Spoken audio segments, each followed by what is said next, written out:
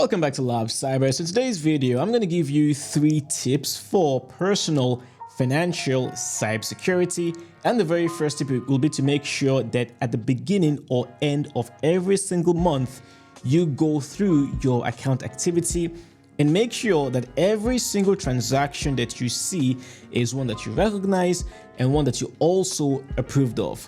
The reason why you want to do this is to make sure that you are not paying for subscriptions or services that you're no longer using. Think about it, okay? There's a very good chance that right now you are paying for different types of subscriptions out there.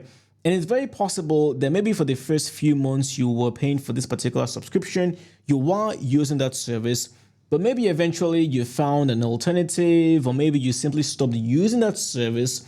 But because we get very, very busy, life gets in the way, we forget that on a monthly basis, we're still paying for this subscription or service that we're no longer using. Please make sure that either at the beginning or at the end of every month, go through your account activity, make sure every single transaction is one that you recognize and one that you also approved of. The second tip here is going to be a very, very simple one, and that is to make sure that you receive alerts on your mobile device whenever any sort of activity occurs in your account.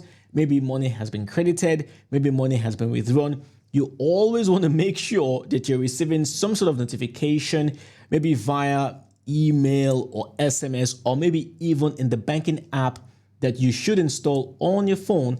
Just make sure that whenever money is withdrawn or money is credited into your account, you receive some sort of a notification. If you would like to learn exactly how to protect your data, your devices, and even your privacy from hackers, malware, cybercriminals, then why not check out my masterclass on my platform labcyber.com.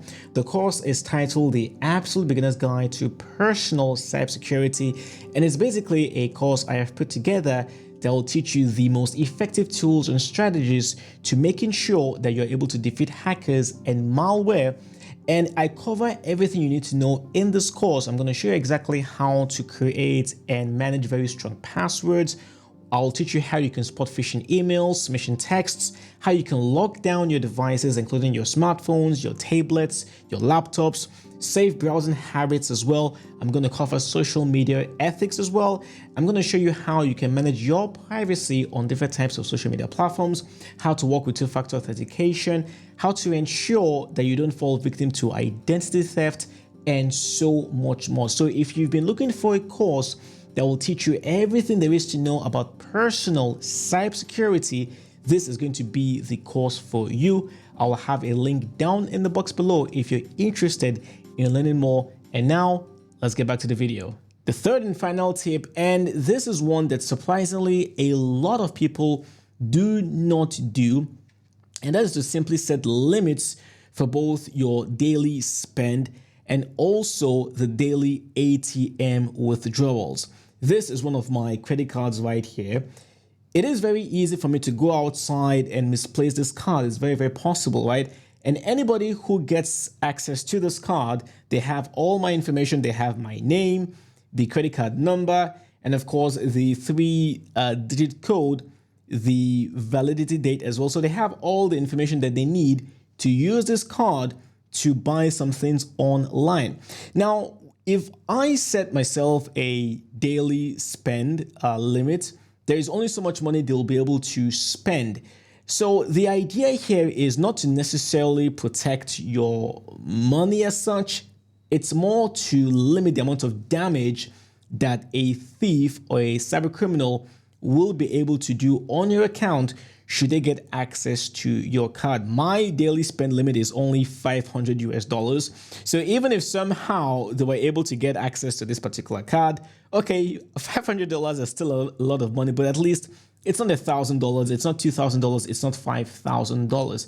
So please set limits to how much you can actually spend on a daily limit. And if you do need to spend more than that, you can always go to your bank app or your bank account and simply change the limits. Now, the second will involve the ATM withdrawals. Again, for the exact same reason, if a thief or a criminal somehow got access to my card and maybe somehow they also got access to my PIN code, They can only withdraw so much money because, again, I have set limits to how much money that I can actually withdraw on a daily basis with my ATM card. So the idea here for setting limits is to simply limit the amount of damage that a thief can do should they get access to any one of your credit or debit cards. So that's it for today's video. If you enjoyed it, give it a thumbs up, share the video with anyone whom you feel might benefit from it. And of course, if you're new here to the channel, welcome to Lab Cyber. My name is Alex. I create content around cybersecurity and AI. So if you do enjoy content like this, be sure to subscribe to the channel and hit the bell so that you're notified whenever I upload a new video. Stay safe out there, and I'll talk to you next time. Cheers.